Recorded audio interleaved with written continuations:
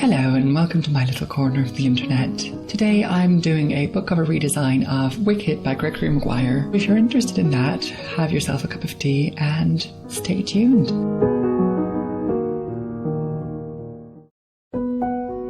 So Wicked was written in 1995. It tells the story of the Wicked Witch of the West and how she became the witch. It's based on two major works. It's based on The Wonderful Wizard of Oz by L. Frank Baum, written in the 1900s, and it's also based on the 1939 film adaptation of that book, starring Judy Garland and Margaret Hamilton. Now, Wicked takes elements from both of these works, and I could talk about it for hours. I'm mostly going to focus on the witch herself, though, because she is the main character and kind of the heart of this analysis. The Wonderful Wizard of Oz by L. Frank Baum was really a turning point when it came to witches in literature, especially children's literature. Witches at that point, especially in children's literature, had mostly been seen as satanic or evil. And you can see that in, for example, Hansel and Gretel, where the Wicked Witch trapped the children to devour them. But the thoughts of the masses had been changing slowly over the years, and we're no longer in the times of the witch burnings of hundreds of years before. The Victorian era was really bathed in the supernatural and the belief of something else. And it's because of that as well that modern spiritualism had its peak in 1897. So The Wizard of Oz comes after this change, and in the novels, witches are no longer seen as purely evil. There's this scene where Glenda the Good Witch asks Dorothy, "Are you good or evil?"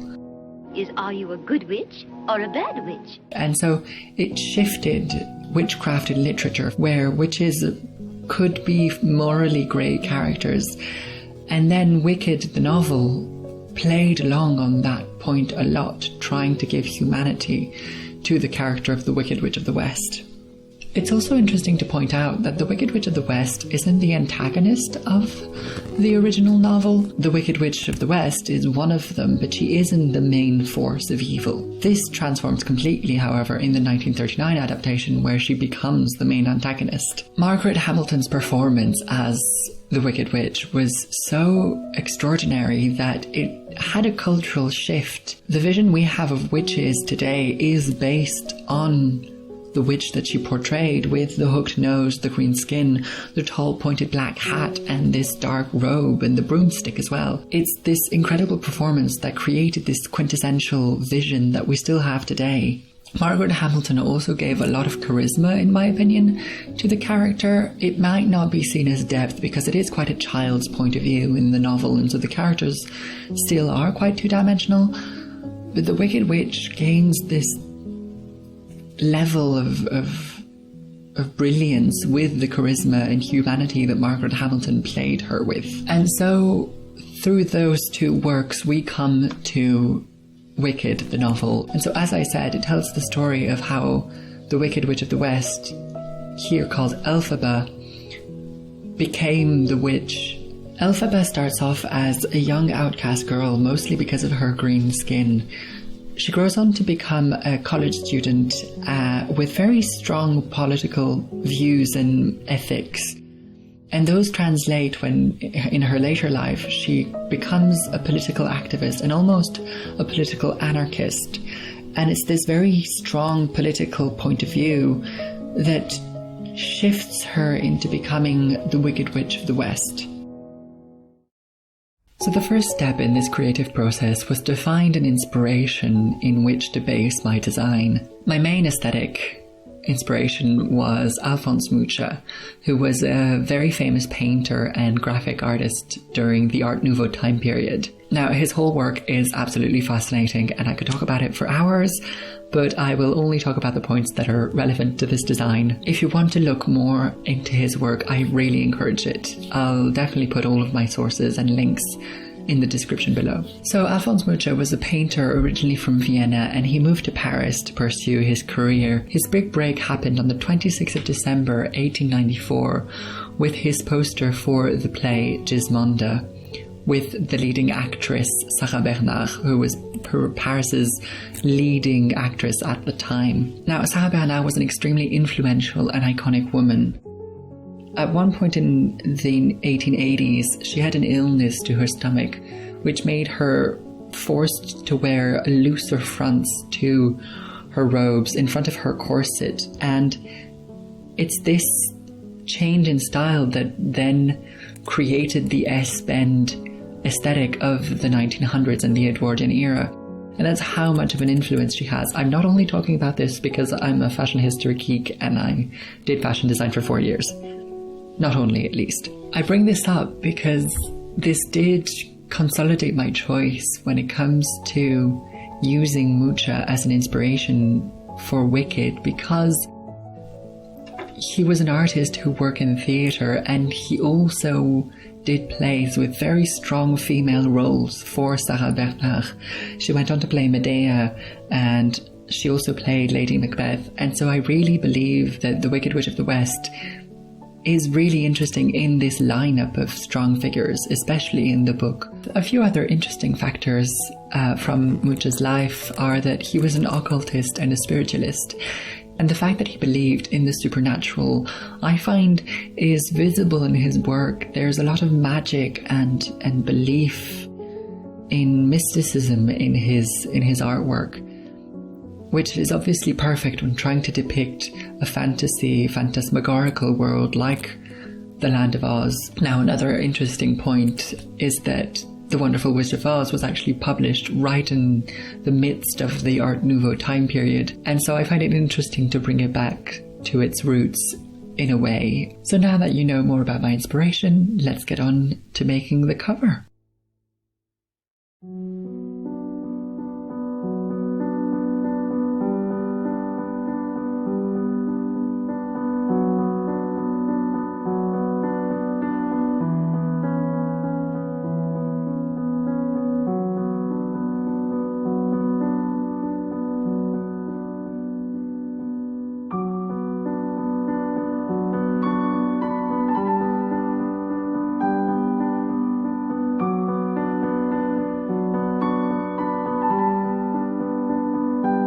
So the very first step in my cover design was to create my backdrop, and I wanted to represent the Emerald City and the Land of Oz. I wanted to represent a quite dark and bleak land. I've got rolling hills and they seem a bit like an ocean that's about to drown you in.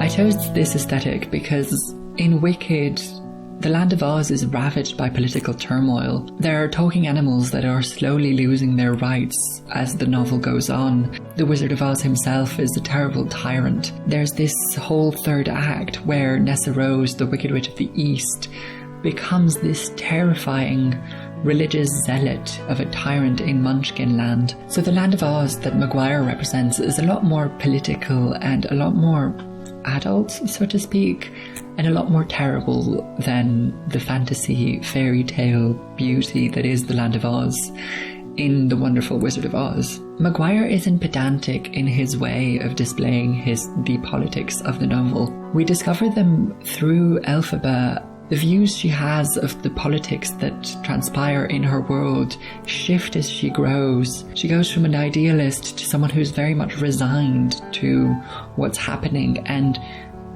this shift also changes the way she perceives the different political regimes around her.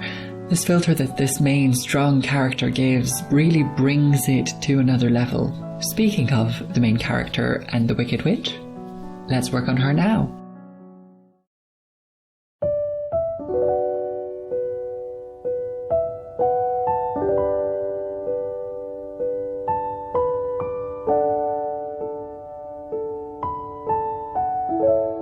Now, my very first step to create this character was to draw out her figure, and I took as a reference a Greek statue. I think it's a Greek statue. This caused me so many more problems than I expected, because I learned that sculptors really did whatever the hell they wanted when it comes to anatomy, and so that gave me a lot of trouble down the line. I chose a statue as a reference because I wanted the main character to seem statuesque and to have this poise and presence and elegance. It was also interesting to me because Art Nouveau women in that time period were often represented in a ancient Greek style, referencing the goddesses of the ancient Greek Parthenon.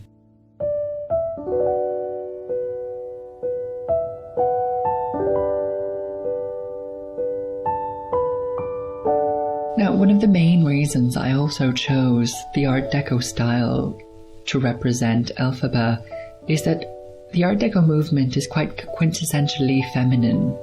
Throughout time, the concept of the witch has often been applied to women to divorce them from their femininity and dehumanize them in that process. It helped men to diminish their views and demean them and turn them into outcasts. The concept of the witch is purely against womanhood. And it's interesting to note that the novel has this effort of showing Elphaba as a woman and then show that the fact that she is considered a witch slowly strips it away. It's created as a contrast with Glenda, who is quintessentially feminine as an archetype, but both women don't resent that fact. They share upon it and they create compassion, and Elphaba learns from Glenda. Her femininity is also represented in the love story that she has, which in the book ends quite darkly, but it shows a lot of humanity and deep ability to love. And it's because of this dichotomy in the novel that I also wanted to represent the pull between the witch and the femininity in my design. My character is quite clearly a witch, with the pointed hat, the green skin, the flying on a broom and the long dark hair. But not just, she's represented in quite a soft way. She has the soft roundness of the women from the Art Deco movement. I tried to represent her beautiful and young and powerful. Now obviously a lot of these are quite stereotypical elements of what it is to be a woman, but they are the cues that we use when we create a design.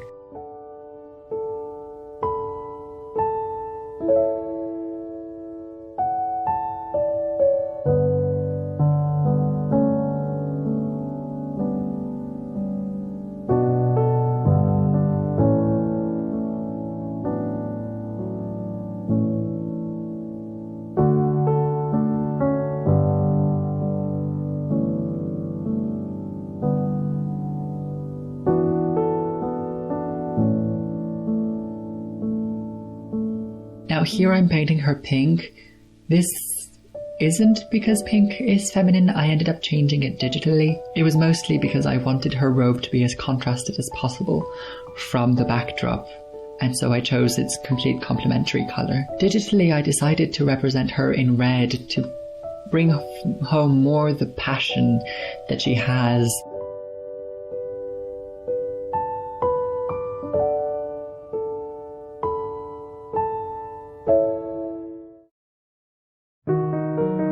The next element to paint was Dorothy herself. Dorothy in The Wizard of Oz has become visually so powerful that I really wanted to represent her as well on the cover.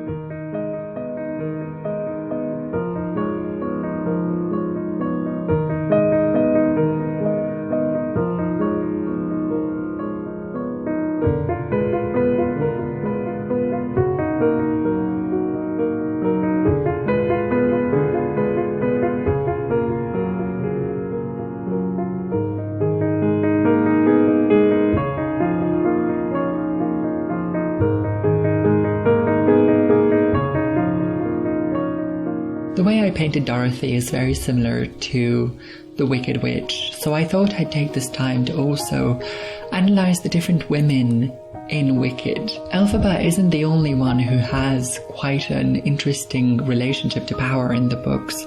Each woman in this book is almost an archetype of how a woman can achieve power in a patriarchal society. Now, as I mentioned, the Wizard of Oz is a tyrant in Wicked, and so every single woman has to face that. The first character is Madame Morrible, and she's the headmistress of the academy, And her power is quite a traditional masculine power. Her power was given to her through hierarchy. She's subservient to the Wizard of Oz, and she has aspirations of grandeur, but it's very unemotive, empty of affection and feeling, and it's very self-serving. And this very traditional representation of power feels very masculine, especially within the book, when she's contrasted to all the other characters. Another very interesting symbol of power is Nessa Rose, or the Wicked Witch of the East. She becomes a religious zealot, as I mentioned, and religion has often been a power for women to gain. And it's represented in the book in a way that is so terrifying, because this character truly believes what she's doing. She truly believes herself to be a saint and to be this all-powerful character, and her downfall is dark and terrible, but at the same time satisfying, because her power is so cruel and sadistic. And then the very last absolutely fascinating powerful woman in this book is Glenda the Good Witch. She's the archetype of femininity, and that is her power. She's described in the books as petite and blonde and very feminine in her figure, and in the films she wears bright pink colours. She knows how to manage society as a proper lady should in her world, and that's where she gets her power. And she also finds it through her compassion. That's how she meets Elphaba. That's how her circle of friends builds itself around them. And that's also how, down the line, she has such a society around her and has so much influence. It's interesting to note in the books that when she loses contact with Elphaba, her power is there, but it has no aim. She doesn't know what to do with it. And in the musical, they kind of replied to this problem, where Elphaba never really loses contact with Glenda, and so a power like hers, archetypally feminine, with the right spark given by Elphaba, turns out to be the greatest in the musical, because Glenda is given the full power that the Wizard of Oz had.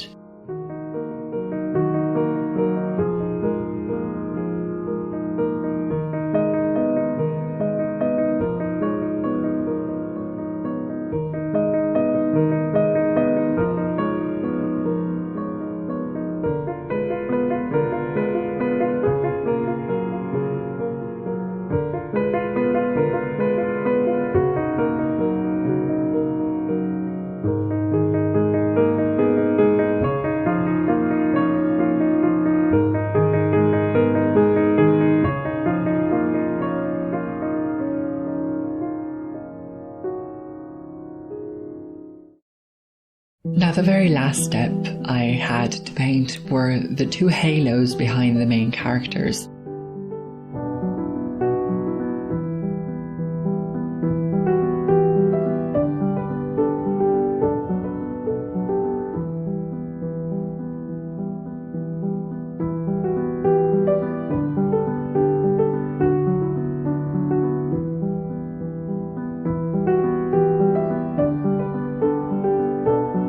Now, I was directly inspired by Mucha's paintings in these ones. I painted them in an eighth of a circle, knowing I was going to repeat the motif digitally, so that just made life a lot easier. I chose to represent the tree of life in the motif behind Elphaba. I haven't quite intellectualized why it felt so right, but it really did. I thought I'd mention it here, that this is one of those choices that just was almost like a gut choice, and I probably would need to intellectualize it more to see why it felt so right. Yeah, not all choices are as intellectually pedantic as all the other ones I did up to now. And then my very last step was to gather all of my elements and then combine them digitally in a composition. I knew from the beginning that I wanted the full spread, which means when you unfolded the dust jacket, I wanted it to represent a whole scene, and I wanted the Wicked Witch to be towering over Dorothy, who's cowering in fear, to really present a scene and a snapshot from the book. Now, this took me almost 10 hours of digital work because I changed the scenery a lot. I changed colours. I had so many different combinations and different elements to recreate and redo. I didn't do a screen recording of the actual process because it was way too long, but down the line, I think for another video I will do a full digital work where I can really share my digital process. So here it is. Here's the final product.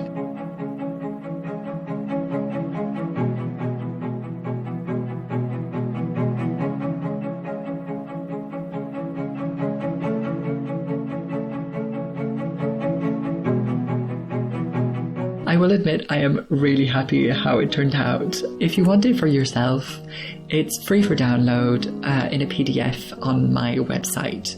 It'll be linked down below. All you have to do is print it out at 100% and then cut it out and use it in one of your books. You can use it for this edition of Wicked, or you can use it for any book you want. I also have a PDF format of it as a bookmark. If you have any other cover you'd like me to redesign, don't hesitate to leave a comment down below.